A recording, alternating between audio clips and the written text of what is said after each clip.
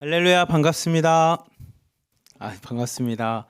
이 새벽에도 환영해 주신 우리 자매님들, 성도님들 계셔서 새벽이 참 기쁘네요. 제가 기도하겠습니다.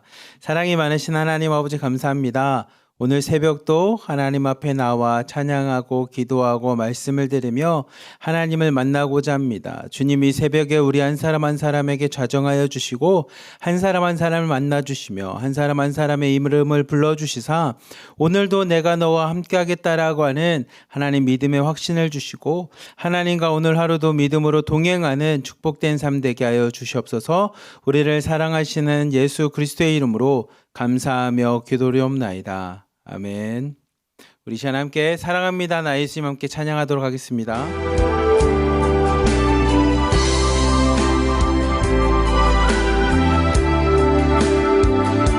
사랑합니다. 나의 예수님 사랑합니다. 아주 많이요. 사랑합니다.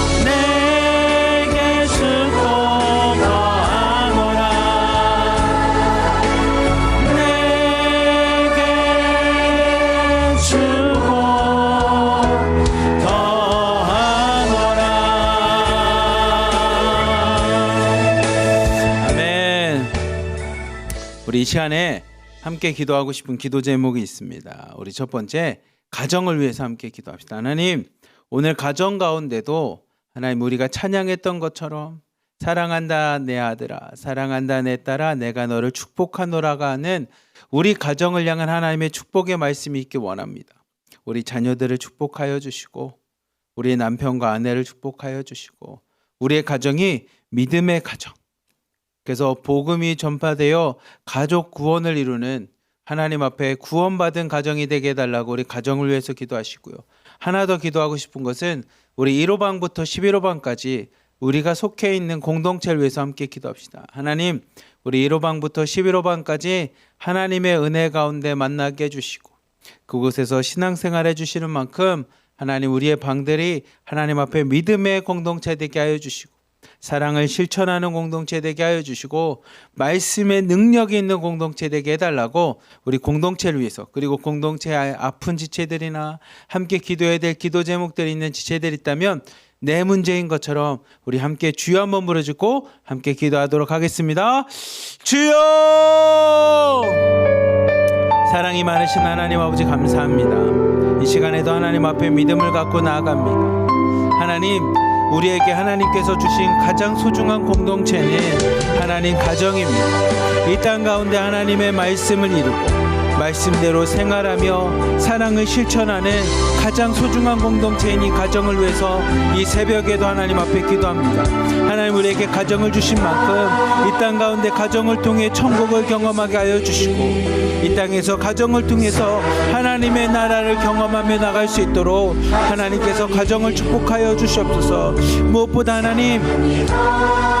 하나님의 사랑으로 바라보며 사랑으로 양육해야 될 우리의 자녀들이 있사오니 하나님, 우리의 자녀들을 축복하여 주시옵소서. 우리의 자녀들이 하나님 이 땅 가운데 하나님의 말씀을 잘 배우고 말씀을 실천하며 하나님 말씀대로 이 땅 가운데 생활하며 부모로 공경하여 이 땅 가운데 장수하는 은혜를 경험하며 나갈 수 있는 우리의 자녀들 되게 하여 주시고, 예수님께서 이 땅에서 어린 시절을 보내실 때 하나님 사람들로부터 사랑을 받고 하나님으로부터 사랑받고 하나님 키가 자라고 지혜가 자랐던 것처럼 하나님, 우리의 자녀들 또한 이 땅에서 하나님 앞에 이쁨 받게 하여 주시며 사람들로부터 인정받고 사랑받는 자녀들 되게 하여 주시고 이 땅 가운데 키가 자라고 지혜가 자라는 하나님의 놀라운 축복 가운데 삶이 될 수 있도록 우리의 자녀들을 축복하시고 인도하여 주시옵소서. 하나님, 이 땅 가운데 하나님의 말씀을 갖고 우리가 양육하며 나가기 원합니다. 하나님, 믿음의 부모로서 믿음의 어머니로서 기도하며 말씀 가운데 우리가 양육하며 나가기 원하오니 하나님, 믿음의 자녀들 다 되게 하여 주시고 하나님의 말씀 가운데 축복받으며 나갈 수 있는 자녀들 되게 하여 주시며 자녀들과 함께 믿음의 가정, 하나님의 구원받은 가정을 꿈꾸며 나갈 수 있도록 하나님, 우리의 가정을 축복하여 주시옵소서. 가족 구원을 위해서 하나님 기도하며 나갑니다. 우리의 남편을 하나님 축복하여 주시고 남편들도 예수 그리스도를 영접하게 하여 주시고 시어머니 시부모님들도 예수 그리스도를 영접함으로 함께 하나님을 예배하며 찬양할 수 있는 믿음의 가정을 꿈꾸며 나갈 수 있도록 하나님, 우리가 아내 된 모습으로 며느리 된 모습으로 어머니 된 모습으로 기도하며 그것들을 꿈꾸며 나갈 수 있는 우리 하나로 드림이 다 되도록 축복하여 주시옵소서. 하나님, 더 나아가 우리에게 공동체를 주신 1호방부터 11호방을 하나님 축복하여 주시옵소서. 우리 1호방으로 만나게 해주셨습니다. 2호방으로 만나게 해주시고 11호방으로 만나게 해주신 하나님, 우리 각각의 믿음의 공동체로 만나게 해주신 만큼 공동체 안에서 하나님 믿음으로 하나 되는 공동체 되게 하여 주시고 사랑을 실천하며 나가는 공동체 되게 하여 주시며 말씀의 능력으로 선포하며 나가는 공동체 될 수 있도록 하나님이 역사하시고 함께하여 주시옵소서. 공동체를 위해서 오늘도 물신양면 기도하며 나가고 있는 송혜원 목사님 대표님을 축복하여 주시고 그 밑에서 하나님 중보하며 각각의 공동체가 온전히 세워질 수 있게끔 믿음으로 함께하고 있는 중보기도 선생님들을 축복하여 주시고 또한 눈물로 기도하며 공동체를 온전히 세워나가는 우리 팀장님과 실장님들을 축복하여 주시고 각각의 공동체에서 하나님의 말씀을 붙잡으며 오늘도 하나님 믿음의 성숙과 성장을 위해서 기도하고 있는 우리 자매님들이 있사오니 하나님, 각각의 공동체에 있는 모든 구성원들 한 사람 한 사람 하나님 축복하여 주셔서 맡겨진 역할들 잘 감당하게 하여 주시옵소서. 주님께서 예수 그리스도를 머리로 두고 하나님 각각의 지체들이 함께 연합하여 한 몸을 이루며 나간다고 말씀하셨던 것처럼 우리가 한 몸이 되어 나갈 수 있는 지체들 되게 하여 주시고 한 몸으로 주님만을 예배하고 찬양할 수 있는 하나님, 우리 믿음의 공동체 하나로 되는 공동체가 되도록 하나님 축복하시고 함께하여 주시옵소서. 사랑이 많으신 하나님 아버지 감사합니다. 이 시간 우리가 가장 소중하게 생각하는 하나님 믿음의 공동체인 가정과 또한 함께 하나님을 예배하며 못날 수 있도록 한 하나로 드림 공동체를 위해서 함께 기도했습니다. 하나님, 우리의 가정을 축복하여 주시고 하나님, 우리 하나로 드림 공동체를 축복하여 주시사 하나님 가정 안에서 천국을 경험하게 하여 주시고 공동체 안에서도 하나님의 사랑을 경험하고 은혜를 나누고 체험하는 하나님 믿음의 공동체가 다 되도록 축복하여 주시옵소서. 오늘도 하나님 앞에 기도합니다. 우리 기도 가운데 하나님 응답하실 줄 믿사오며 우리를 사랑하시는 예수 그리스도의 이름으로 감사하며 기도리옵나이다. 아멘.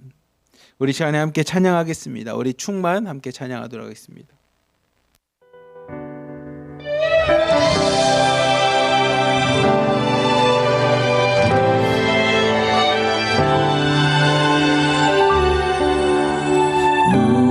무명이어도 공허하지 않는 것은 예수 안에 난 만족함이라. 가난하여도 부족하지 않은 것을 예수 안에 오직 나는 부요함이라. 고난 중에도 견뎌낼 수 있는 것을 주의 계획 믿기 때문이라. 실패하여 일어설 수 있는 것은 예수 안에 오직 나는 승리함이라. 함께 찬양합시다. 난 예수로 충만하네. 난 예수로 충만하네. 난 예수로 충만하네. 영원한 왕 내 안에 살아 계시네. 아멘. 주님, 오늘도 예수로 충만한 하루 되길 원합니다. 아니, 앞으로 내 삶 가운데 세상의 것을 바라보는 것이 아니라 예수만 바라보며 살아가겠습니다. 그 예수로 충만합니다. 우리 함께 찬양합시다. 몸이 약해도 낙심하지 않은 것을 예수 안에 난 완전함이라. 화려한 세상 부럽지 않은 것은 난 예수로 충만함이라. 난 예수로 충만하네. 세상 모든 것들도 부럽지 않. 난 예수로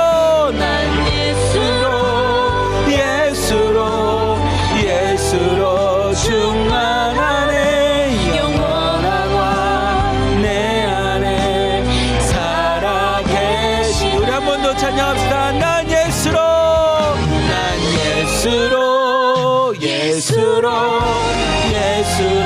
충만하네. 세상 모든 풍파도 두렵지 않네. 난 예수로 충만하네. 영원한 왕 내 안에 살아 계시네. 영원한 왕 내 안에 살아 계시네. 아멘. 우리 주님 영원히 살아 계십니다. 우리 안에 계십니다. 우리 시간에 함께 기도하기 원하는 기도 제목은 우리 나라와 민족을 위해서 함께 기도합시다. 하나님, 이 나라와 민족 가운데 주님 함께 하심을 압니다. 주님께서 함께 하신다라고 하는 말씀을 믿습니다. 그리고 함께 계신 주님으로 인하여 이 나라와 민족이 회복될 줄 믿습니다. 하나님, 하루속히 저 조선 땅, 북한 땅을 회복하여 주시고 저 땅에서도 하나님을 예배하며 하나님을 찬양하는 정말로 생명의 땅, 구원의 땅이 되게 하여 주시옵소서. 그리고 저 땅에 있는 우리의 동포들, 우리의 가족들, 우리의 자녀들, 하나님 그 땅 가운데서도 하나님께서 이스라엘 백성, 자기 백성을 돌보시는 것처럼 하나님 우리의 자녀들을 돌봐주시고 우리 형제자매들을 돌봐주시고 우리의 가족들을 돌봐주시사 저 북한 땅에서도 하나님 그래도 살아있을 수 있도록 하나님 안에서 생명을 유지하며 살아갈 수 있게끔 하나님 저 땅을 돌봐주시옵소서. 우리 주여 한번 부르짖고 나라와 민족을 위해서 우리 통일을 위해서 함께 기도하도록 하겠습니다. 주여! 사랑과 은혜가 많으신 하나님 아버지 감사합니다. 하나님 이 시간에 하나님 저 땅을 위해서 하나님 북한 땅 조선 땅을 위해서 함께 기도합니다. 그리고 이 한반도를 놓고도 하나님 앞에 기도합니다. 하나님 주님께서 수많은 선교사님들을 통하여 하나님 이 땅 가운데 말씀을 선포하시고 하나님의 빛이 이 땅 가운데 들어오게 하셨습니다. 초창기에 하나님 선교사님들이 빛을 가지고 말씀과 복음을 가지고 이 땅에 왔을 때 수많은 조선에 있는 조선 사람들이 하나님 그 선교사님들을 배척하였습니다. 그들이 빛 가운데 거하지 않은 그들에게 빛을 전하여 주고 싶지만 어떤 사람도 빛을 원하는 사람이 없었습니다. 생명을 원하는 사람들이 없었습니다. 하지만 하나님 주님께서 수많은 선교사님들의 눈물과 그들이 흘린 순교의 피를 통하여 하나님 이 땅 가운데 빛이 무엇인지 하나님 예수 그리스도가 누구인지 복음이 무엇인지를 하나님 알게 하셨고 하나님 수많은 사람들이 그 생명의 빛 가운데 복음의 말씀 앞에 하나님 스스로 자복하고 회개하며 하나님 앞에 무릎 꿇고 십자가로 나가는 역사가 일어나게 해주심에 감사합니다. 하나님 그런 역사를 통하여 수많은 사람들이 예수 그리스도의 이름을 선포하였고 예수 그리스도의 이름을 하나님 전하였으며 예수 그리스도 이름 앞에 자복하며 회개하는 역사들이 일어났습니다. 그래서 수많은 사람들이 세계에 있는 많은 사람들이 이 조선 땅 한반도를 바라보며 이 땅은 하나님이 예비하신 새 예루살렘이라고 하며 하나님이 거하시는 하나님의 성전과 같은 하나님의 나라 민족이라고 선포하였던 것이 불과 하나님 100년 전의 역사와 같이 하나님 이 땅 가운데 일어난 역사였습니다. 1907년 하나님 별로 일어나지 않았던 하나님 100년 좀 넘은 시간 가운데 일어났었던 역사였는데 하나님 인간의 욕심 때문에 인간의 욕망 때문에 우리의 죄악 때문에 하나님 남과 북이 나눠지고 서로가 서로를 침범하며 서로가 서로를 먹으려고 하는 하나님 우리의 욕심의 하나님 결정체가 하나님 지금의 3.8선과 하나님 한국전쟁 6.25 전쟁이었습니다. 하나님 이 시간에 다시 한번 얘기하며 나갑니다. 하나님이 나라와 민족을 하나님 회복시켜 주시옵소서. 인간의 방법들과 인간의 노력으로 하나님 남과 북이 하나 될 수 없사오니 하나님 이 시간에도 믿음을 갖고 하나님 기도합니다. 주님께서 이 한반도 가운데도 함께 하시며 지금 나눠진 상황 가운데서도 하나님께서 하나님의 백성을 돌보실 뿐만 아니라 하나님이 이 땅 가운데도 역사하시며 이 땅의 주인이 되심을 온전히 고백하오니 하나님 말씀대로 우리가 믿는 믿음대로 남과 북이 하나 되게 하여 주시고 하루속히 복음으로 믿음 안에서 통일이 되게 하여 주시며 함께 다시 한번 주의 이름을 부르며 동방의 새 예루살렘이라고 하는 전 세계가 믿음으로 선포하고 고백하였던 것처럼 하나님을 예배하며 하나님의 생명을 선포하며 예수 그리스도만을 바라볼 수 있는 조선 땅이 될 수 있도록 하나님 역사하여 주시옵소서. 무엇보다 그 일을 위해 하나님 앞에 먼저 간구하는 것은 저 조선 땅 북한 땅에 있는 우리의 가족들이 있습니다. 우리의 자녀들이 있습니다. 형제자매들 동포들이 있습니다. 하나님 우리의 친척들이 있습니다. 하나님 저 땅에 있는 하나님 주님의 자녀들 하나님의 백성들을 돌봐주시고 그 땅 가운데서도 하나님 안전하게 무사하게 그래도 하나님이 돌보심으로 저 땅 가운데 평안하게 살아간다라고 하는 소식을 들을 수 있도록 하나님 우리에게 좋은 소식들 허락하여 주시옵소서.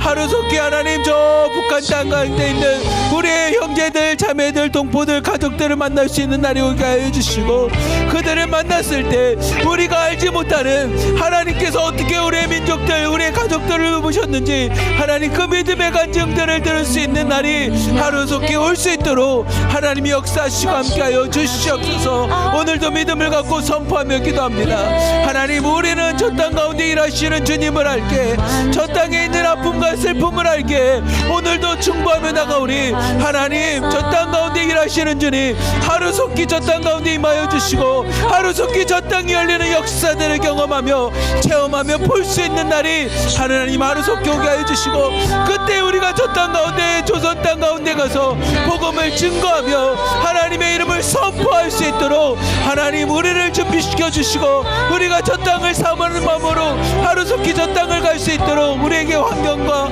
하나님 저 땅의 문이 열릴 수 있도록 하나님이 역사하시고 함께하여 주시옵소서. 사랑이 많으신 하나님 아버지, 감사합니다.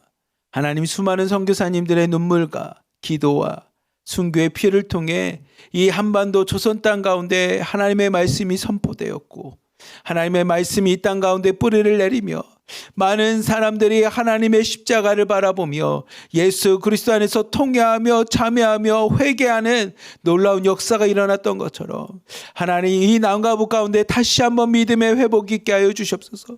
다시 한번 복음과 말씀 가운데 하나가 되어 하나님 앞에 예배하며 나아갈 수 있는 하나님 예배의 민족, 하나님만을 찬양할 수 있는 찬양의 민족이 될 수 있도록 하나님 남과 북의 통일을 하나님 허락하여 주시고, 하루속히 저 조선 땅이 열리고 우리가 가서 그 땅 가운데 다시 한번 예수 그리스도를 선포하며 전할 수 있도록 하나님 우리에게 살아생전 그 기회를 허락하여 주시고, 가서 예수 그리스도를 전함으로 함께 주님을 찬양하고 예배하는 감격을 우리가 살아생전에 느끼고 경험할 수 있도록 하나님 저 땅이 열리게 하여 주시고 우리를 사용하여 주시옵소서. 우리를 사랑하시는 예수 그리스도의 이름으로 감사하며 기도리옵나이다. 아멘. 오늘 이 시간에는 말씀을 보겠습니다. 마태복음 19장 말씀입니다. 오늘 말씀은 율법을 주신 하나님의 뜻까지라고 하는 제목을 갖고 여러분과 함께 나누고자 합니다. 지금이 교회력으로 따지면 사순절이라고 합니다. 교회력이라는 건 뭐냐면 교회가 쓰는 달력이라고 생각하면 됩니다. 교회가 쓰는 시간표입니다. 교회가 쓰는 시간표. 근데 교회가 쓰는 시간표에 기준이 있겠죠. 예를 들면 우리가 쓰는 달력은 기준이 어떻게 되냐면 1월부터 2월, 3월, 4월, 5월, 6월 이렇게 시작이 되죠. 그리고 음력을 세는 데는 음력이라고 하는 우리 설날 구정부터 실제적으로 이게 달력이 시작이 되겠죠. 그리고 아이들, 학교를 다니는 아이들에게 있어서 시작은 아마 3월에 해당되는 학교가 개강하면서부터 달자가 시작이 될 겁니다. 미국 같은 경우는 8월부터 학기가 시작하니까 8월부터 자기의 인생이 시작된다고 생각할 겁니다. 그렇다면 크리스찬에게, 믿음 생활하는 우리에게는 이 달력이라고 하는 개념, 우리에게 시간의 개념은 누구와 연관되어 있냐면 예수 그리스도와 연관되어 있습니다. 다른 말로 하면 구원과 연결되어 있는 달력을 사용합니다. 그걸 뭐라고 합니까? 예수 그리스도를 통해서 1년을 돌아보는 걸 교회력이라고 하는 겁니다. 그래서 함께 예배드리고 하나님 앞에 공동체로 나가는 이 교회는 이 교회력이라고 하는 예수 그리스도의 구원의 발자취에 맞게끔 하나님께서 예수 그리스도를 통해서 구원을 이루신 그 여정들을 통해서 우리는 날짜적인 시간적인 개념을 바라봅니다.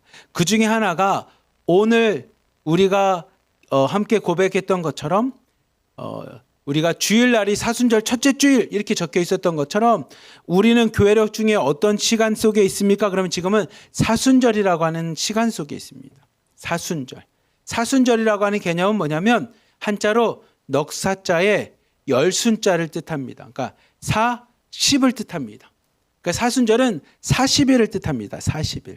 40일간을 어떤 절기와 같이 우리가 40일간을 특별하게 지킬 겁니다. 이게 사순절입니다. 그렇다면 40일이 뭡니까? 그러면 그 40일은 예수님께서 십자가의 길을 걷기 전에 나를 위해서 십자가를 지시기 전까지에 해당되는 요 40일. 예수님이 십자가를 지기 전까지 해당되는 이 40일을 우리가 기념을 하는 절기입니다. 기념을 하는.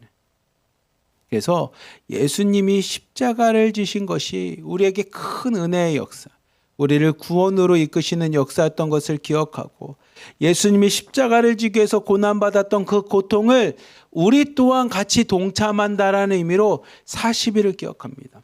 그래서 40일에 해당되는 사순절의 시작이 제술이라고 해서 어떤 분들 보셨는지 모르지만 이렇게 숯 같은 거 나무를 태우고 숯이 된 그거를 물에서 검은색을 해서 이렇게 이마에다가 십자가를 긋거나 손에다가 십자가를 그면서부터 하나님 우리의 죄를 용서합니다. 우리가 회개합니다라고 하는 것에서부터 시작되는 이 사순절을 지니고 있습니다.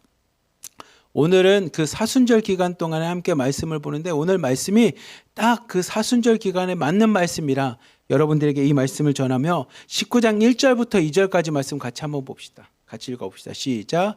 예수께서 이 말씀을 마치시고 갈릴리를 떠나 요단강 건너 유대 지방에 이르시니 큰 무리가 따르거늘 예수께서 거기서 그들의 병을 고치시더라. 아멘. 예수님께서 이 말씀을 마치시고 1절 말씀을 보면 갈릴리를 떠나서 어디로 가냐면 요단강 건너 유대 지방으로 이르십니다.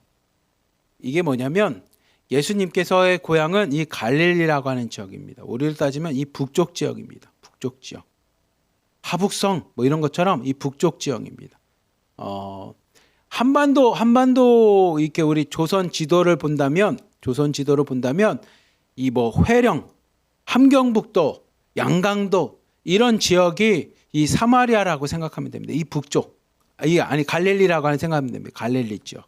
그래서 예수님이 어린 시절을 보냈던 고향이 어디입니까? 그러면 이 갈릴리 지역인데 이 갈릴리 지역에서 예수님이 하셨던 건 뭐냐면 하나님 나라에 대해서 알려주는 많은 사람들에게 가르치는 일과 우리가 잘 아는 것처럼 귀신을 내쫓는 사역들과 병자를 고치는 이런 사역들을 했던 것이 이 갈릴리 지역입니다.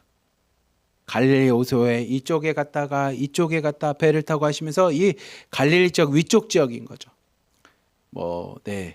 양강도, 함경북도, 함경남도 뭐 이런 쪽에 해당되는 것이 이 갈릴리 지역이라면 예수님께서 이 갈릴리 지역을 떠나서 어디로 갔습니까? 이 아래에 있는 요단강을 건너서 이 유대 지방에 이르게 됩니다. 유대 지방은 뭐냐면 여러분이 아시는지 모르겠지만 요 아래에 해당되는 뭐 경상남도, 전라남도 이런 지역이라고 생각하면 됩니다.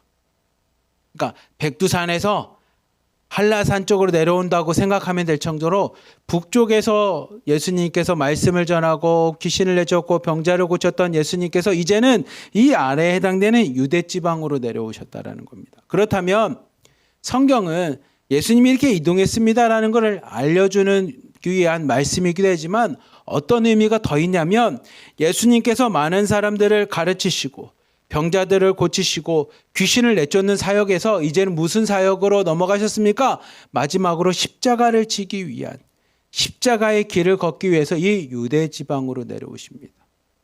유대로 간 이유는 되게 단순합니다. 예루살렘에 가서 하나님의 말씀을 선포하며 하나님이 예수님을 이 땅에 보내신 목적대로 십자가를 지기 위한 그 십자가의 길을 이제 걷기 시작한 겁니다. 예수님께서 가르치시고 병자들을 고치시고 귀신을 내쫓으시던 예수님께서 이제는 때가 되어 하나님의 길인 십자가를 지기 위해서 이 유대 지방으로 이렇게 내려오셨다라는 겁니다.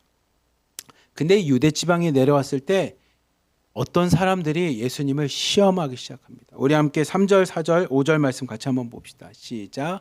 바리새인들이 예수께 나와 그를 시험하여 이르되 사람이 어떤 이유가 있으면 그 아내를 버리는 것이 옳으니까. 예수께서 대답하여 이르시되 사람을 지으시니가 본래 그들을 남자와 여자로 지으시고 말씀하시기를 그러므로 사람이 그 부모를 떠나서 아내와 합하여 그들이 한 몸이 될지니라 하신 것을 읽지 못하였느냐. 아멘. 바리새인들이 와서 예수님을 시험합니다. 바리새인들과 사두개인들, 서기관들이 예수님을 계속 시험하는 게 복음서에 등장합니다. 왜 그들이 예수님을 시험하냐면 예수님이 완전하지 못하다는 것을 증명하려고 합니다. 예수님이 완전하지 못하다는 것을 증명하는 이유는 뭐냐면 예수님의 방법이 틀렸다라는 것을 그들이 얘기하고 싶었던 거예요. 예수님, 당신이 말한 사랑이라는 게 당신이 말한 하나님을 사랑하고 이웃을 사랑하라는 계명이 틀렸습니다. 당신이 말하는 것처럼 십자가가 구원의 길을 준다라는 것이 틀렸습니다. 라는 것을 얘기하고 싶어서, 그것을 증명하고 싶어서, 십자가의 길이 틀렸고 사랑이 틀렸습니다라는 걸 증명해서 무엇을 하고 싶냐면, 지금 내가 하고 있는 율법이 맞습니다. 내가 지금 하고 있는 종교적인 모습들과 행사들과 종교적인 실천들이 맞습니다라고 하는, 내가 구원 받은 사람입니다라는 것을 증명하고 싶어서 예수님을 계속 시험합니다. 우리도 비슷할 수 있습니다. 우리가 계속 하나님을 시험하거나 말씀을 불신하려고 할 때가 있습니다. 그 이유는 뭐냐면, 무슨 말씀대로 구원이 돼, 말씀대로 안 되지, 그냥 내 생각대로, 내가 아는 대로, 내 지식대로, 내 믿음 생활의 경륜대로 이렇게 되는 거지라고 내가 기준이 되고 싶어서, 하나님의 말씀 꼭 이게 진짜 그런 뜻입니까? 이런 거 아닙니까? 믿음 생활이 꼭 그렇게 해야 됩니까? 이렇게 해도 되는 거 아닙니까? 라고 내가 막 계속 예수님 말씀을 시험합니다. 꼭 그렇게 해야 됩니까? 라는 질문 자체가 그런 뜻입니다. 바리새인들이 그런 질문을 참 많이 합니다. 당신이 이렇게 얘기했는데 꼭 그런 겁니까? 우리 모세는 이렇게 말했고 우리가 아는 거는 이렇게 되는데 라고 예수님을 시험하듯이, 우리의 모습 가운데는 그렇게 우리가 이용당하거나 아니면 그렇게 우리 마음 가운데 예수님을 시험하는 불신앙의 모습일 때가 참 많다라는 겁니다. 바리새인들도 동일했습니다. 당신이 말한 사랑이 틀렸습니다. 당신이 말한 십자가의 은혜가 틀렸습니다. 당신이 말한 십자가가 구원이 아닙니다라는 것을 바리새인들과 서기관들과 사두개인이 하고 싶어서 예수님을 계속 시험을 합니다. 근데 이번에 시험의 내용은 뭐냐면, 3절 말씀을 보면 시험의 내용은 이런 겁니다. 예수님, 사람이 어떤 이유가 있으면 그 아내를 버리는 것, 이혼하는 것이 옳습니까? 라는 질문을 합니다. 바리새인들이 이 질문을 하는 이유는 당시 시대적인 상황에 두 가지가 항상 충돌이 됐어요. 하나는 뭐냐면, 여러분, 아내와 이혼할 수 있는 건 아내가 간음하다가 바람 피다가 붙잡혔을 때는 아내에게 이혼할 수 있게끔 아내와 이혼할 수 있습니다라고 하는 율법이 존재하였고요. 하나님의 말씀을 묵상하면서도 세상을 열심히 살다 보니 이 말씀이 퇴색되면서 어떤 생각이 됐냐면, 꼭 간음하다만 붙잡혀 이혼하는 게 아니라 살다 보면 맞지 않으면 이혼할 수도 있지, 억지로 살아야 되나? 라고 하는 당시의 문화적인 것들이 존재를 했습니다. 그러니 바리새인들이 예수님 앞에 와서 이 문제를 가지고 질문을 하는 겁니까? 당신은 율법에 모세가 가르쳐 주는 것처럼 율법을 지키는 율법학자입니까? 율법대로 생활하는 율법을 소중히 여기는 사람입니까? 아니면 많은 사람들이 일상에서 이야기하는 것처럼 일상적인 삶을 사는 존재입니까? 라고 하는 질문을 하는 겁니다. 둘 중에 하나 무슨 대답을 하던 바리새인들이 그 대답한 예수님의 이 꼬투리를 잡으려고, 예수님의 말에 말꼬투리를 잡으려고 준비를 합니다.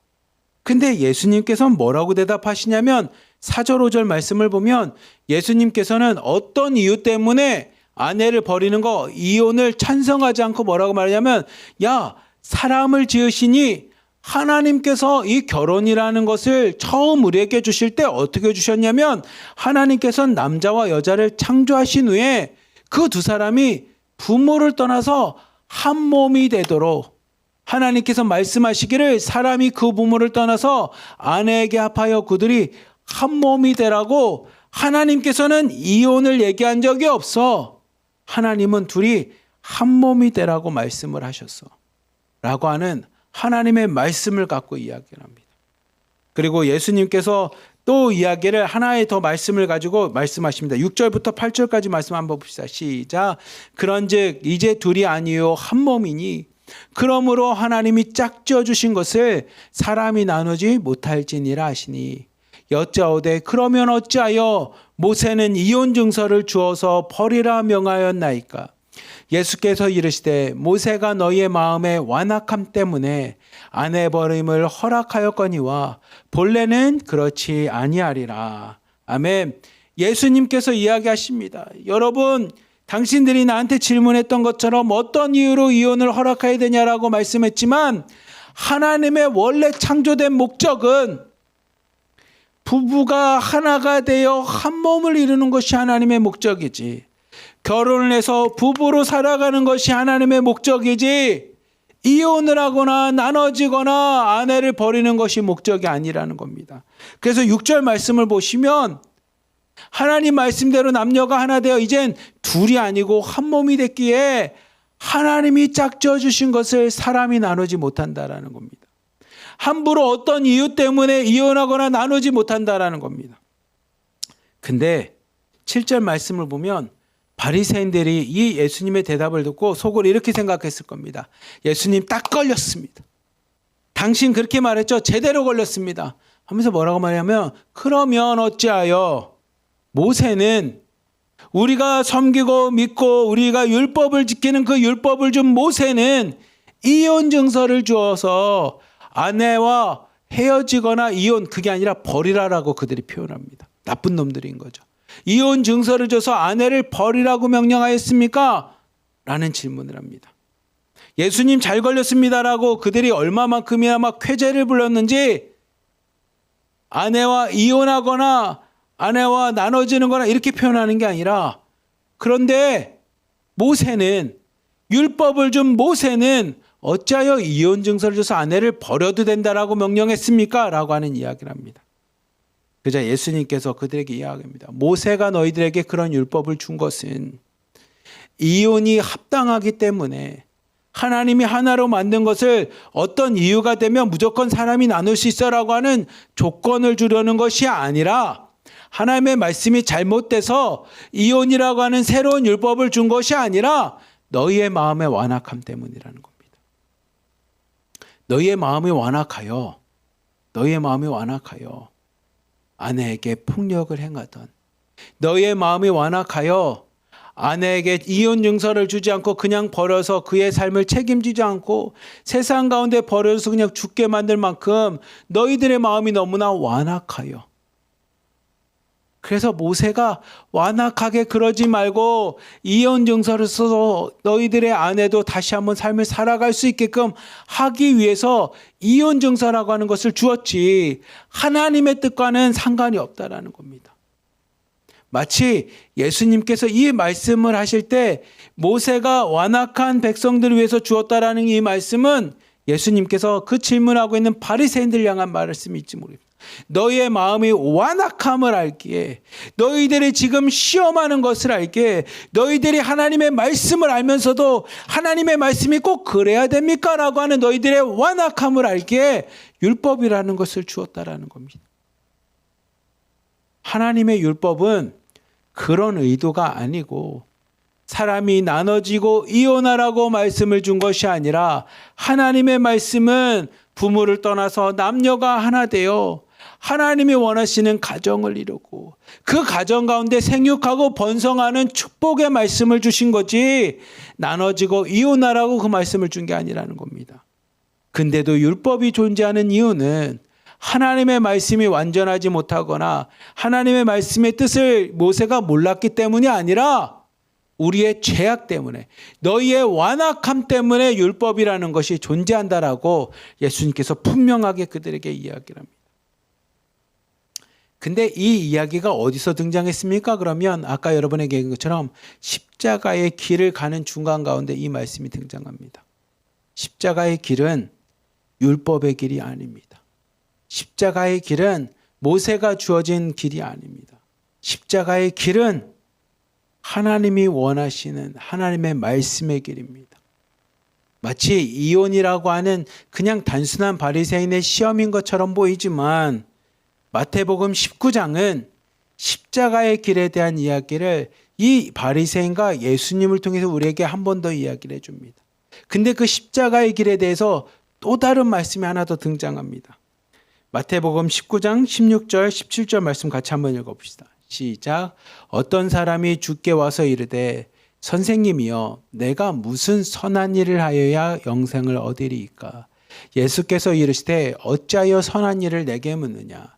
선한 이는 오직 한 분이시니라. 내가 생명에 들어가려면 계명들을 지키라. 아멘. 어떤 한 사람이 예수님을 찾아옵니다. 마가복음에는 이 사람을 뭐라고 소개하고 있냐면 한 부자 청년이라고 소개를 합니다. 이 부자 청년이 예수님을 찾아와서 이야기합니다. 예수님, 선하신 예수님, 내가 어떤 선한 일, 착한 일, 의로운 일을 해야 영생을 얻겠습니까? 라고 하는 질문을 합니다. 지금 예수님께서 어딜 향해서 가고 있다고 여러분에게 계속 제가 말씀을 드리냐면 십자가의 길입니다.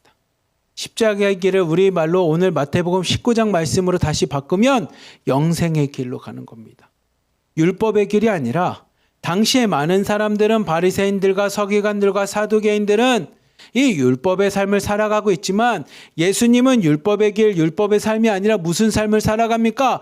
율법을 넘어서 율법 말씀 안에 있는 하나님의 말씀인 십자가의 길을 걸어가고 있습니다. 그 십자가의 길을 걸어가는 영생의 길, 생명의 길을 걸어가는 예수님에게 한 부자 청년이 와서 질문을 하는 겁니다. 예수님, 어떤 선한 일, 어떤 의로운 일을 해야만 내가 영생을 얻겠습니까? 라고 이야기합니다. 근데 예수님께서 그렇게 이야기하는 이 청년의 마음을 아시고 청년에게 이렇게 대답을 하십니다. 뭐라고 되냐면 계명을 지키라고 이야기합니다. 율법을 지키라고 이야기합니다. 우리가 아는 예수님은 율법이 아니라 율법을 넘어선 하나님의 말씀, 십자가를 전하시는 분인데 라고 우리가 아는 것처럼 예수님께서는 이 계명을 지키라라고 이야기합니다. 근데 그렇게 이야기하는 것은 청년에게 십자가의 길로 인도하기 위한 하나님의 큰 그림입니다. 계명을 지키라는 이야기를 듣자 청년이 예수님께 이렇게 대답합니다. 18절부터 20절 말씀 같이 한번 봅시다. 시작.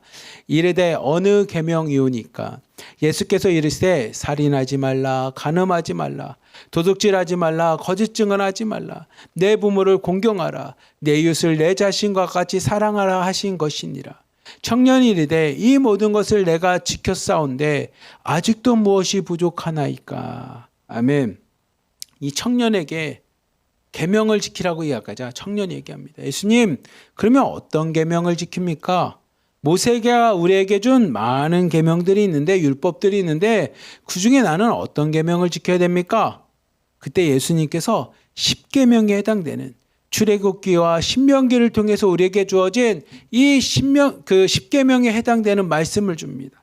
너는 살인하지 말고 간음하지 말고 도둑질하지 말고 거짓 증언하지 말고 내 부모를 공경하는 이 땅 가운데 사람답게 살아가는 하나님 안에서 사람답게 살아가는 삶을 살아야 돼라고 하는 대답을 합니다.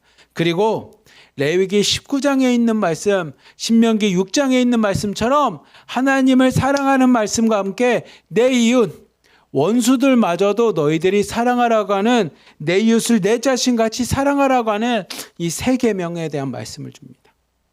그러자 이 청년이 20절 말씀에 이렇게 대답합니다. 예수님, 이 모든 것을 내가 지켰사옵니다.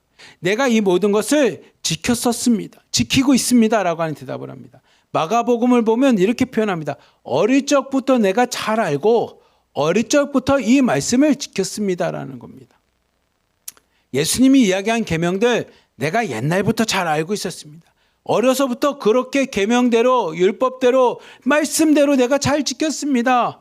근데 아직도 영생이라는 문제가 해결되지 않아서 아직도 내가 계명대로 말씀대로 내 행위대로 하면 구원받을 줄 알았는데 그 행위대로 했지만 내가 살아가고자 하는 내 삶대로 살아갔지만 아직까지도 구원에 대해서 내가 확신이 없습니다. 영생에 대한 문제가 해결되지 않습니다. 그래서 왔는데 또 계명을 지키라고 하는 이것들은 내가 어려서부터 지켰던 겁니다. 내가 익숙하게 지켰던 겁니다. 지금도 지키고 있는 겁니다. 라고 하는 대답을 합니다. 그자 예수님께서 21절과 22절 말씀을 청년에게 합니다. 같이 한번 읽읍시다. 시작. 예수께서 이르시되 내가 온전하고자 할진대 가서 내 소유를 팔아 가난한 자들에게 주라. 그래야면 하늘에서 보화가 내게 있으리라. 그리고 와서 나를 따르라 하시니 그 청년이 재물이 많으므로 이 말씀을 듣고 근심하며 가니라. 아멘. 예수님께서 말씀하십니다. 그래, 네가 이 계명들을 지켰구나. 근데 단순히 지키는 게 아니라 온전하게 알고자 한다면, 온전히 지키고자 한다면, 이 온전이란 단어는 마태복음 5장에도 등장을 합니다. 마태복음 5장 48절에 보면 하나님이 온전한 것처럼 너희들도 온전하여라고 하는 예수님의 말씀과 같이 이 온전이라는 것은 완벽하게 제대로 지켜야지 라고 하는 말씀입니다. 제대로 지키는 방법이 뭡니까? 그럼 21절 말씀입니다. 21절에 보면 너는 가서 내 소유를 팔아서 가난한 자들에게 나눠주라는 겁니다. 네가 생각하는 기준에서 계명을 지키는 것이 아니라 네 소유를 팔아서 가난한 자들에게 네 주변에 있는 사람들에게 나눠주고 너는 나를 뭐냐면 따르라는 겁니다. 그리고 와서 나를 따르라. 다른 말로 하면 십자가의 길을, 십자가를 지라는 겁니다. 네 소유를 바라보며 살아가는 것이 아니라 네 소유, 하나님보다 먼저 된 소유들을 팔아서 하나님의 말씀대로 주변에 있는 사람들, 네 이웃을 돕고 섬기고 너는 뭐하냐? 십자가의 길을 걸어야지만 영생에 참여한다라는 겁니다. 근데 이 이야기를 듣고 나서 청년이 22절의 표정이 뭐냐면 근심하면서 돌아갑니다. 근심하면서 돌아갑니다. 아마 예수님께서 처음부터 그래? 아유, 영생을 얻고 싶어? 그러면 네 것 좀 팔아서 가난한 자에게 나눠주고 너는 나를 따라 라고 이야기하면 아마 청년은 나름대로 자기만의 어떤 이유를 댔을 겁니다. 근데 예수님께서는 청년이 알 수 있는 입장에서, 청년이 하고 있는 입장에서 하나하나 말씀을 통해 그를 십자가의 길로 인도합니다. 근데 청년에게 마지막은 자기가 갖고 있는 재물이 영생을 얻고 십자가의 길을 가는 데 있어서 걸림돌이 되는 것을 보게 됩니다. 이 청년은 재물이 하나님 앞에 나가는 데 있어서 발목을 잡습니다. 근데 재물이 많아야지만 발목을 잡는 것이 아니라 재물이 없는 사람도 발목을 잡습니다. 어떻게 발목을 잡냐면 예수님, 내가 예수님을 믿고 영생을 얻고 예수님 앞에 구원받은 자녀가 되면 이거 좀 풍성하게 해줘야 되는 거 아닙니까? 먹고 사는 문제는 해결되는 거야 되는 거 아닙니까? 예수님을 믿었으면 잘 먹고 잘 살라고 성공해야 되는 거 아닙니까? 근데 왜 예수님을 믿었는데도 여전히 가난합니까? 왜 성공하지 못합니까? 예수님을 믿어봤자 아무 소용이 없네요 라고 하는 것은 부자가 재물 때문에 근심하는 것과 동일한 겁니다. 재물이 발목을 잡는 겁니다. 부자 청년은 분명하게 영생을 얻는 것이 목적인 것 같았지만 부자 청년에게는 영생보다 더 그에게 중요한 것은 재물이었던 것처럼 내가 예수님을 믿고 구원받는 자녀가 되겠습니다라고 이야기했지만 그거보다 더 중요한 것은 나에게 돈이 되는 사람들이 딱 이 부자 청년과 같은 모습입니다. 재물 때문에 시험에 빠집니다. 재물 때문에 근심합니다. 부자 청년은 많아서 근심하고요. 우리는 없어서 시험에 빠질 수도 있습니다. 내가 예수님 믿었는데 왜 우리 집은 가난합니까? 내가 예수님 믿었는데 왜 돈이 안 생깁니까? 내가 예수님 믿었는데 왜 성공하지 못합니까? 예수님 믿어봤자 성공하지 못하네요. 예수님 믿으면 잘 된다고 하고 돈 많이 번다고 해서 왔는데 그게 아닌가 보네요. 이게 재물이 발목을 잡는 것과 똑같습니다. 예수님을 믿는데 계속 근심이 쌓입니다. 그리고 예수님을 떠나게 되죠. 이 청년과 같이. 그런 상황 속에서 예수님께서 제자들에게 교훈을 주십니다. 23절부터 25절 말씀 같이 한번 봅시다. 시작. 예수께서 제자들에게 이르시되 내가 진실로 너에게 이르노니 부자는 천국에 들어가기가 어려우니라. 다시 너에게 말하노니 낙타가 바늘기로 들어가는 것이 부자가 하나님의 나라에 들어가는 것보다 쉬우니라 하시니 제자들이 듣고 몹시 놀라 이르되 그러면 누가 구원을 얻을 수 있으리까? 아멘. 예수님께서 제자들에게 이야기합니다. 내가 진실로 너에게 이르노니 부자는 천국에 들어가기가 어렵다라는 겁니다. 근데 어느 정도로 어렵냐면 24절의 비유를 한번 봅시다. 기가 막힌 비유입니다. 낙타가 바늘에 있는 조그마한 구멍으로 들어가는 것보다 어렵다라는 겁니다. 낙타가 이 바늘 구멍에 들어가는 것이 부자가 하나님 나라에 들어가는 것보다 쉽다라고 이야기를 합니다. 거의 들어가기가 어렵다라고 이야기를 합니다. 그러자 제자들이 이야기합니다. 예수님, 우리는 바리새인들이나 부자 청년이나 많은 사람들이 뭐라고 당시 사람들이 이야기했냐면 저 사람이 신앙생활하는데 부자가 되었어? 그러면 신앙생활을 제대로 잘해내. 왜냐하면 하나님이 축복하신 것 봐. 하나님 믿고 부자가 되고 하나님 믿고 잘 됐으면 제 신앙이 바른 거지 하나님이 축복하셨잖아 라고 하는 것이 기본적으로 우리에게 깔려 있습니다. 당시도 마찬가지였습니다. 그래서 바리새인들이 많은 사람들한테 존경받았던 이유는 바리새인들은 규칙적으로 신앙생활할 뿐만 아니라 많은 사람들한테 존경받을 만큼 사회적으로도 성공한 사람들입니다. 그런 사람들을 그러니까 세상적으로도 성공하고 신앙생활도 잘하는 사람들이 바리새인들이었습니다. 그러니 제자들의 입장에서는 예수님 신앙생활도 잘함으로써 하나님 앞에 축복받아서 부자가 됐는데 그들이 천국에 들어갈 수 없다면 그럼 누가 들어갑니까? 저 사람이 부자가 되고 축복받고 성공한 건 하나님 믿어서 하나님이 축복한 거 아닙니까? 근데 신앙생활하는 부자들이 천국에 들어가지 못한다면 누가 들어갈 수 있습니까? 라고 하는 제자들 입장에서는 이해가 안 되는 말씀이었던 겁니다. 예수님께서는 부자가 천국에 들어가는 것은 낙타가 바늘귀에 들어가는 것보다 어렵고 낙타가 차라리 바늘귀로 들어가는 것이 더 쉬워 라고 이야기를 하는데 당시 많은 사람들에게 있어서는 당황스러운 말씀인 거죠. 왜냐하면 우리가 아는 세상적으로 바라보면 하나님도 잘 믿고 하나님을 잘 믿어서 축복받아서 부자가 되었는데 그럼 그 부자가 당연히 하나님 앞에 축복받은 존재면 천국 가는 게 맞는 거 아닙니까? 라고 생각하는 수많은 사람들에게 예수님의 말씀은 생각보다 받아들이기가 어려운 거였습니다. 혹시 여러분은 어떻게 생각하십니까? 여러분도 예수님 잘 믿고 복받고 축복받고 이 땅에서 돈도 많고 부자가 되고 성공하고 싶습니다. 그리고 그렇게 돈 많고 성공한 사람들은 다 하나님 앞에 축복받고 하나님의 사람인 거 아닙니까? 라고 생각하고 있다면 오늘 말씀인 부자가 하나님의 나라에 들어가는 것이 이만큼 어려워라는 말씀은 사실 되게 어려울 수 있어요. 받아들이기가 어렵죠. 이해하기가 어렵겠죠. 근데 하나님께서는 예수님께서는 부자는 하나님 나라 들어가기가 어려워. 이게 말씀입니다. 그 이유가 뭡니까? 그러면 단순합니다. 여러분 이렇게 비유를 하면 우리가 천국에 들어가려면 무엇을 붙잡아야 되냐면 십자가를 붙잡는 겁니다. 다른 말로 합시다. 무엇을 붙잡아야 되냐? 예수님을 붙잡아야 됩니다. 무엇을 붙잡아야 됩니까? 믿음을 붙잡아야 됩니다.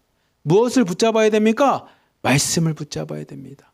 무엇을 붙잡아야 됩니까? 하나님의 은혜를 붙잡아야 됩니다. 무엇을 붙잡습니까? 우리를 창조하신 하나님을 붙잡는 겁니다. 동의하십니까? 이 말씀에 여러분 동의하십니까? 우리가 구원받고 영생받고 하나님의 나라에 들어가려면 예수 그리스도를 붙잡아야 되고요. 하나님을 붙잡아야 되고요. 성령님을 붙잡아야 되고요. 말씀을 붙잡고요. 복음을 붙잡고요. 십자가를 붙잡고요. 하나님은 오늘도 나에게 주신 은혜를 붙잡는 것이 우리에게 영생으로 가는 길입니다. 근데 부자는 무엇을 붙잡았기 때문에 부자입니까? 재물을 붙잡았기 때문입니다. 재물을 내려놓는 게 낙타가 바늘개에 들어가는 것보다 어렵습니다.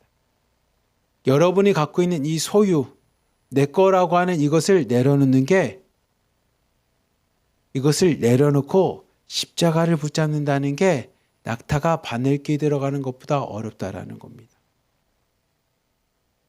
내 자존심을 내려놓고 십자가를 붙잡는 게 어렵습니다. 내가 이전까지 생활하던 이게 옳아라고 하는 나만의 가치관을 내려놓고 하나님의 십자가를 붙잡는 게 어렵습니다. 그 중에 제일 어려운 건 아마 말씀대로 따지면 이 돈을 내려놓고 하나님을 붙잡는 게 그렇게 어렵다라고 합니다. 우리는 돈을 그렇게 많이 가져보지 않아서 이 말씀이 확 와닿지 않을지 모르지만 부자가 돈을 내려놓는 게 그렇게 어렵다라고 합니다. 예수님이 그 말씀하는 겁니다. 네 손에 돈을 붙잡고 나서 십자가를 또 붙잡을 수 있냐? 움켜진 손은 붙잡을 수가 없습니다.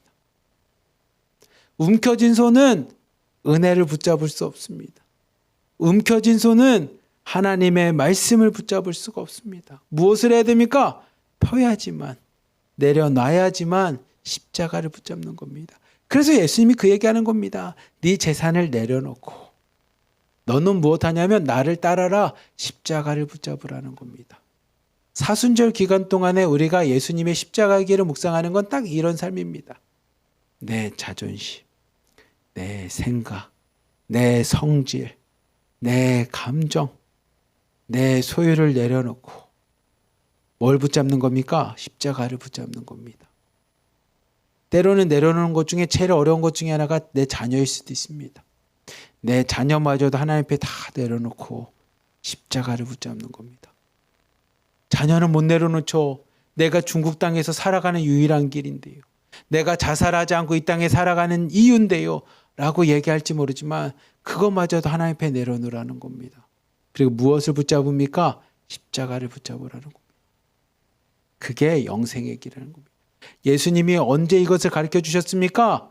십자가의 길을 가면서 이 말씀을 가르쳐 주시는 겁니다. 너는 나를 따르라.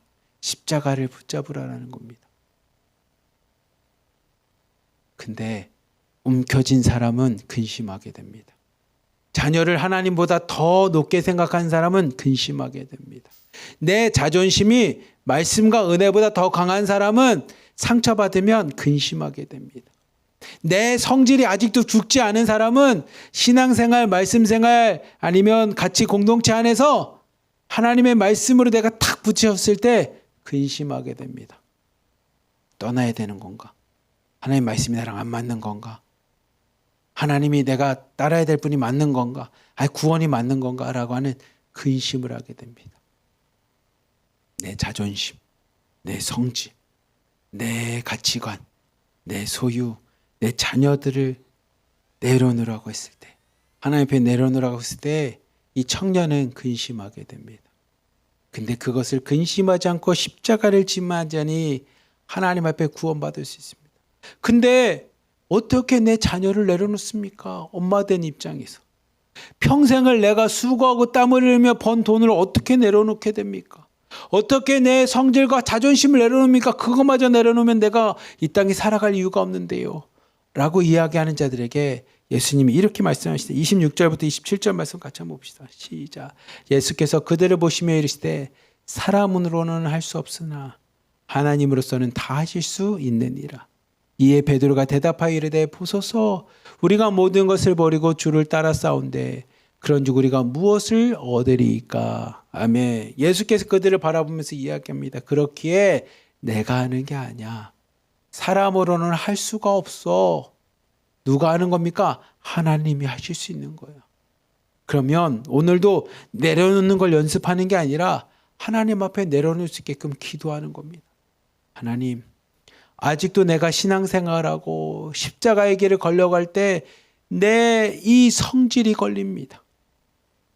이 성질머리가 하나님 십자가를 바라보고 하나님의 말씀대로 살려갈 때마다 걸림돌이 됩니다. 내 성질을 내려놓게 하여 주시옵소서. 내 자존심이 걸립니다. 하나님 자존심을 내려놓게 하여 주시옵소서.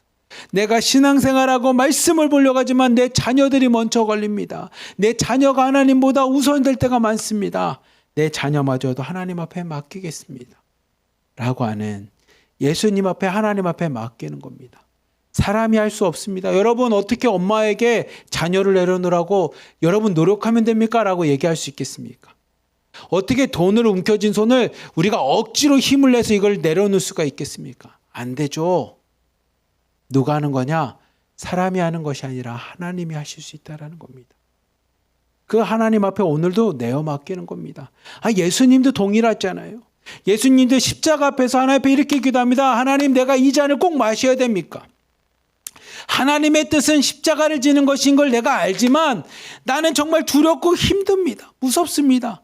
그러니 내가 이 잔을 좀 마시지 않게 해주십시오. 내 뜻은 마시지 않는 것이니 하나님 마시지 않기 원합니다. 근데 하나님의 뜻이 뭔지도 내가 압니다. 그리고 예수님이 마지막에 이렇게 기도합니다. 그러나 나의 원대로 하지 마시고 내 뜻대로 하지 마시고 아버지의 뜻대로, 내가 움켜쥐는 대로 살아가지 않게 해주시고 아버지의 뜻대로 이것을 벌려서 십자가를 붙잡게 하여 주시옵소서. 그러나 나의 원대로 마시고 아버지의 뜻대로 되길 원합니다라고 기도하였던 것처럼 예수님이 그걸 알려주는 겁니다. 사람이 할 수 있는 것이 아니라 하나님이 하시는 겁니다. 여러분과 함께 하시는 하나님이 하시는 겁니다. 그리고 베드로가 맞습니다 주님, 우리는 다 내려놓고 주님을 따릅니다라고 이야기하는 그 베드로에게 28절에 이렇게 말씀합니다. 예수께서 이르시되 내가 진실로 너희에게 이르노니 세상이 새롭게 되어 인자가 자기 영광의 보좌에 앉을 때에 나를 따르는 너희도 12보좌에 앉아 이스라엘 12진파를 심판하니라. 아멘. 예수님이 뭐라고 말씀하시냐면, 맞아, 내려놓고 십자가를 잡은 자들에겐 하나님께서 구원의 자리로 인도할 거야. 하나님께서 영생을 주실 거라는 겁니다. 그리고 29절과 30절의 마지막으로 이렇게 말씀합니다. 같이 한번 봅시다. 시작. 또 내 이름을 위하여 집이나 형제나 자매나 부모나 자식이나 전토를 벌인 자마다 여러 배를 받고 또 영생을 상속하리라. 그러나 먼저 된 자로서 나중되고 나중된 자로서 먼저 될 자가 많으니라. 아멘.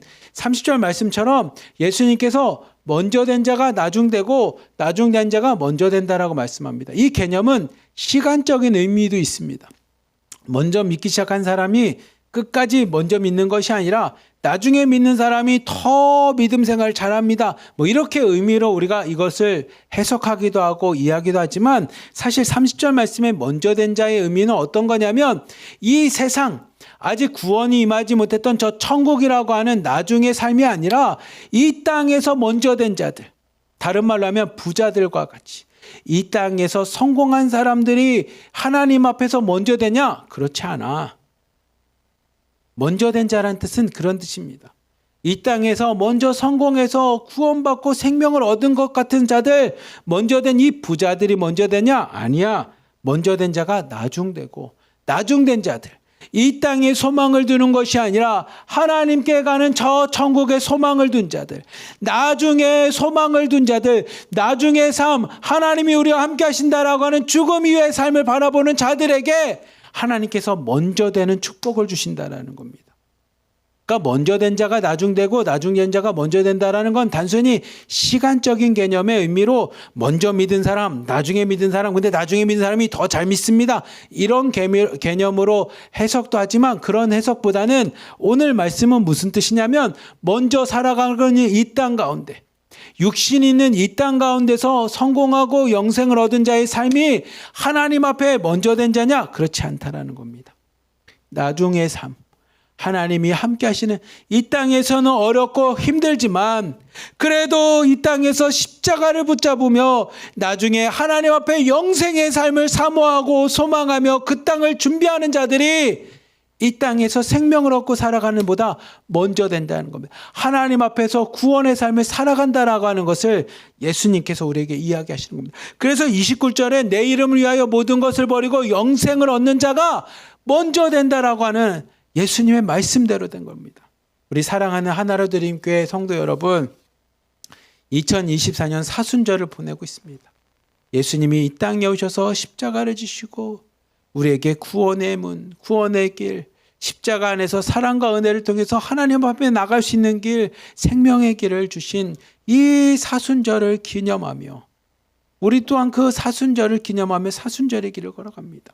그 사순절 길의 핵심은 오늘 말씀과 같이 세상의 것을 내려놓고 무엇을 붙잡는 거냐면 십자가를 붙잡는 겁니다. 바리새인들은 자신들의 지식이었습니다. 자신들의 오름이었습니다. 자신은 선하다라고 하는 스스로의 명예와 같이 이런 것들이었습니다. 근데 예수님께서는 아니, 그 율법을 넘어서 하나님의 말씀을 붙잡아야지. 단순히 행위가 아니라 십자가의 은혜와 사랑을 붙잡아야지. 부자 청년은 이 땅 가운데 하나님 말씀을 잘 지킴으로 내가 생명받은 존재가 되었습니다라고 하는 사람들 앞에 자랑거리가 됐던 그 재물을 내려놓고 십자가를 붙잡아야지만 구원이 있다라고 이야기합니다. 우리에게도 사순절을 묵상하며 여러분 스스로에게 한번 질문해 보십시오. 혹시 내가 십자가를 붙잡는데 영생을 얻고 하나님의 자녀로 구원받으려고 할 때 걸림돌이 되는 것은 무엇이 있는지, 혹시 내가 근심하게 하는 것이 있는지를 여러분 돌아보십시오. 내 성질인지, 내 자존심인지, 아니면 내 소유인지, 내 자녀인지, 아니면 내가 어렸을 때부터 가졌던 상처인지, 아니면 많은 사람들한테 부끄러운 내 자아의 모습인지 여러분 스스로가 돌아보면서 그것 때문에 근심하는 신앙이 아니라 그것들마저 다 내려놓고 사순절 기간 동안 다 내려놓고 이 영생의 길인 십자가를 붙잡는 우리 성도님들에게 축복합니다. 근데 그거는 내 노력으로 되는 것이 아니라 무엇으로 됩니까? 사람이 할 수 없고 하나님이 하시는 만큼 그것들 하나님 앞에 다 내려놓으십시오. 하나님 앞에 기도함으로 다 내려놓으십시오. 그리고 하나님 앞에 구하십시오. 하나님, 예수님 나와 함께 있으며 내가 예수와 함께 죽고 내가 예수와 함께 살아갈 수 있도록, 내가 예수와 함께 십자가에 못 박혀 죽고 이제는 내 안에 계신 예수 그리스도를 믿는 그 믿음으로 살아가도록, 십자가를 붙잡고 살아가도록 나와 함께 해주시옵소서라고 주님 앞에 믿음으로 구하며 믿음으로 선택하고 믿음으로 결단하는 우리 하나로 드린 모든 성도님들, 자매님들 되시기를 주님의 이름으로 간절히 기도하며 축복합니다. 기도하겠습니다. 사랑이 많으신 하나님 아버지 감사합니다. 오늘 말씀과 같이 하나님이 율법을 주신 것은 율법 넘어서 하나님의 뜻과 말씀, 하나님의 마음을 깨달으라고 주셨습니다. 그리고 그 말씀과 뜻의 핵심은 우리가 세상 가운데 내 인간적인 모습과 기준으로 살아가는 삶을 다 내려놓고 나에게 소중하다고 생각하는 것들 다 내려놓고 십자가, 하나님의 말씀의 완성인 십자가를 붙잡는 것이오니 하나님, 혹시 우리가 하나님의 십자가를 붙잡으려고 할 때 근심하게 하는 것들이 있습니까? 우리가 십자가 앞에 우리 스스로에게 걸림돌이 되는 근심하는 것이 있습니까? 내 자존심입니까? 성질입니까? 내 가정입니까? 자녀들입니까? 아니면 나의 재물과 소유입니까? 아니면 나의 상처들과 아픔들입니까? 하나님, 이 모든 것들 이 새벽에 하나님 앞에 다 내려놓습니다. 기도하며 하나님 앞에 다 내려놓습니다. 그리고 예수 그리스도와 함께 사도 바울의 고백과 같이 갈라디아서 2장 20절 말씀처럼 예수 그리스도와 함께 십자가에 못 박아 우리는 다 죽게 하여 주시고 이젠 예수 그리스도를 믿는 그 믿음 안에서 다시 한번 살아갈 수 있도록 하나님, 예수 그리스도와 함께 십자가를 붙잡으며 나가길 원하오니 하나님, 이 시간에 하나님 앞에 믿음으로 고백하며 다 내려놓은 우리 성도님들과 함께 하여 주시고 십자가를 붙잡는데 하나님, 믿음으로 고백하며 결단하는 데 있어 하나님 그들과 함께 하여 주시사 말씀으로 승리하며 십자가를 통해 승리하는 우리 하나님께 성도님들 다 되도록 축복하여 주시옵소서. 우리를 사랑하시는 예수 그리스도의 이름으로 감사하며 기도리옵나이다. 아멘. 우리 다 함께 일어나 걸어라 찬양하며 하나님, 오늘도 일어나 십자가를 붙잡고 걸어가겠습니다. 십자가를 붙잡고 일어나 걷겠습니다. 우리 함께 믿음으로 결단하며 나가겠습니다.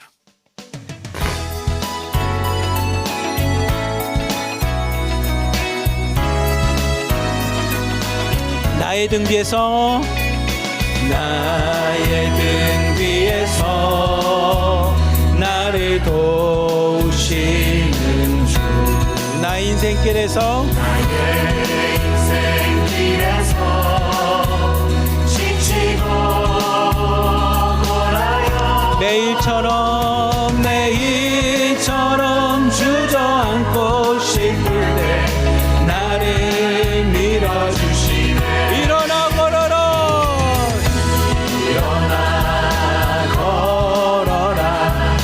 내가 새 힘을 주리.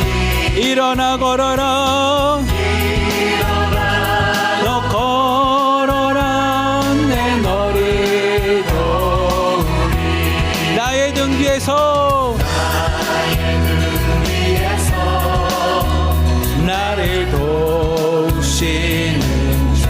평안히 길을 갈 때 보이지 않아도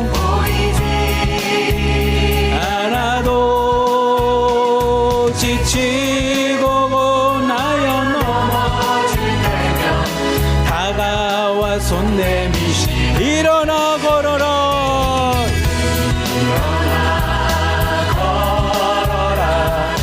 내가 새 힘을 주님, 내가 믿음을 갖고 일어나 걷겠습니다. 오늘도 십자가를 붙잡으며 십자가의 길을 걸어가겠습니다. 나와 함께하여 주시옵소서. 우리와 함께하여 주시옵소서. 오늘 말씀과 같이 하나님, 세상의 것으로 살아가는 것이 아니라 하나님의 십자가를 붙잡고 일어나겠습니다. 하나님의 은혜를 붙잡고 일어나 걷겠습니다. 예수 그리스도를 붙잡고 일어나 걷겠습니다. 우리와 함께하여 주시옵소서. 근심하는 믿음이 아니라 믿음으로 승리하게 하여 주시옵소서. 나를 도우시는 주, 때때로 뒤돌아보면 여전히 계신 주, 잔잔한 미소로 나를 재촉하시네. 여러분, 십자와 함께 일어나 걸읍시다. 걸어라, 내가 새 힘을 주리니. 일어나 너 걸어라, 내 너를 도. 한 번 더 고백합시다. 일어나 걸어라. 내가 새 힘을 주리니. 일어나 걸어라.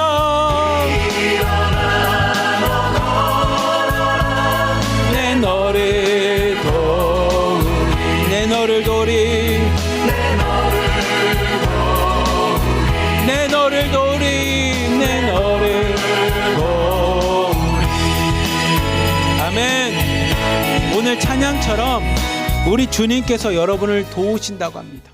그러니 뭐 하면 됩니까?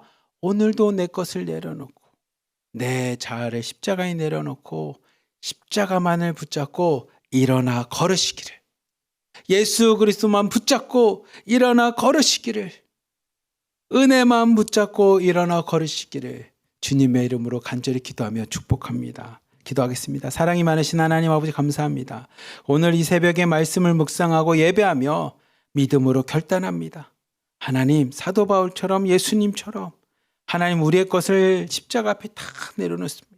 주님 앞에 다 내려놓고 이제 주의 말씀만 붙잡고 십자가만을 붙잡고 은혜만 붙잡고 예수 그리스도만 붙잡고 오늘도 일어나 걷겠사오니 우리와 함께하여 주시고 우리를 도와주시며 오늘도 하나님 믿음 안에서 승리하며 살아가는 복된 하루 되도록 우리 삶을 축복하여 주시옵소서. 우리를 사랑하시는 예수 그리스도의 이름으로 감사하며 기도리옵나이다. 아멘. 주여! 주여! 오 살아계시고 거룩하신 우리 하나님 아버지, 우리 아버지여, 오늘 이 자리에 와 계심을 감사합니다. 내 아버지 하나님이시 우리 주 예수 그리스도로 말미암아